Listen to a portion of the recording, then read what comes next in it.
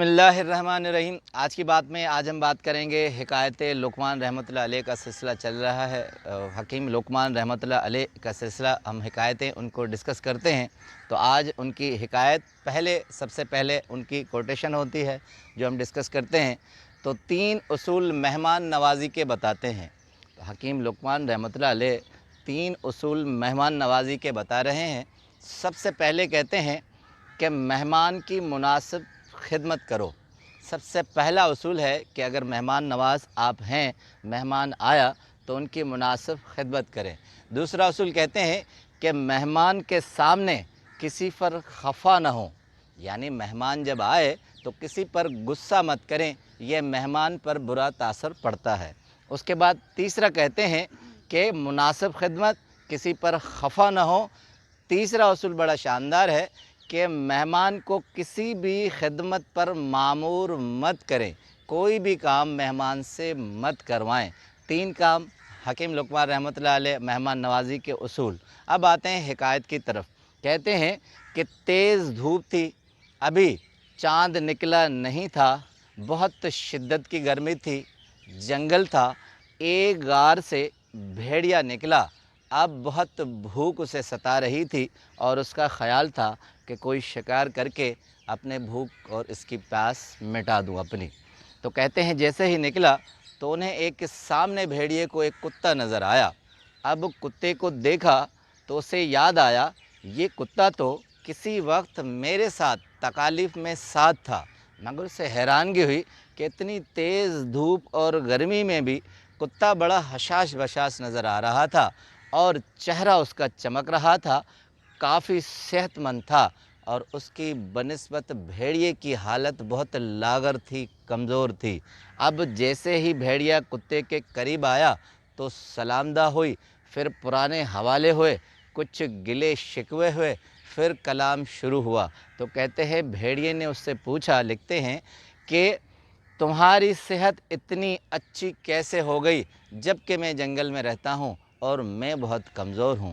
تو کتے نے جواب دیا، کہا کہ تم میری تقلید کرو، میرے ساتھ چلو، میں نے ایک مالک پا لیا ہے، وہ مالک ہے، وہ مجھے کھانا دیتا ہے، میرا خیال رکھتا ہے، اور میں رات کو اس کی خدمت کرتا ہوں، دن کو وہ میری خدمت کرتا ہے۔ میرے ساتھ چلو، مالک کا گھر دکھاتا ہوں، وہاں چوکیداری کرنی ہے، کسی غیر کو قریب سے بھٹکنے نہیں دینا اور ساری رات پہرا دینا ہے، بس اتنا سا کام ہے۔ اس کے بعد دن کو مالک جاگتا ہے، جو میں چاہتا ہوں وہ میرے سامنے رکھتا ہے، میری خدمت کرتا ہے۔ اب کہتے ہیں کہ بھیڑیا اس کے ساتھ چلنے لگا، مگر تھوڑا سا آگے جیسے کتا گیا تو کتے کی پشت پر مختلف نشانات تھے، تو بھیڑیا رک گیا۔ اسے کہا کہ یہ نشانات کس طرح کے ہیں؟ اس نے کہا، ظاہر ہے مالک کے پاس نوکری کرتا ہوں، کبھی کبھی تھوڑی بہت سزا مل جاتی ہے۔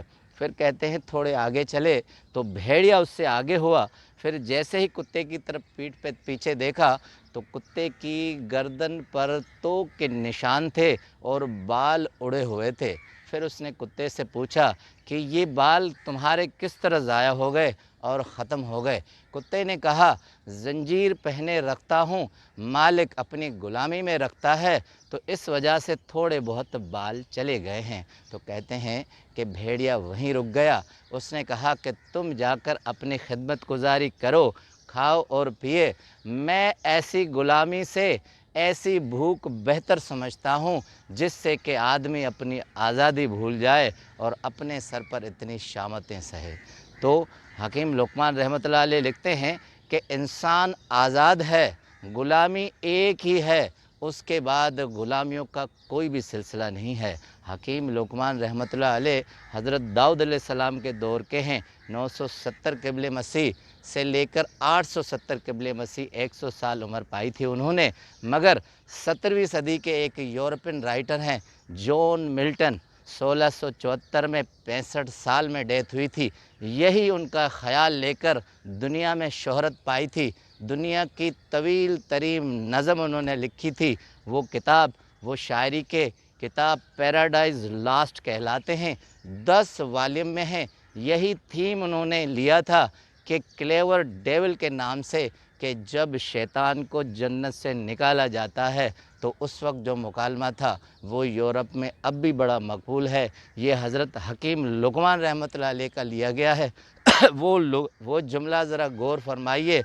लिखते हैं जॉन मिल्टन, कहते हैं better to reign in hell then serve in heaven, यानी मुझे जन्नत की ग़ुलामी से दोज़ख की बादशाही अच्छी है। मैं ऐसी जन्नत कबूल नहीं करता जहाँ ग़ुलामी हो। मैं ऐसी दोज़ख को प्रेफर करूँगा जहाँ मैं आज़ाद हूँ।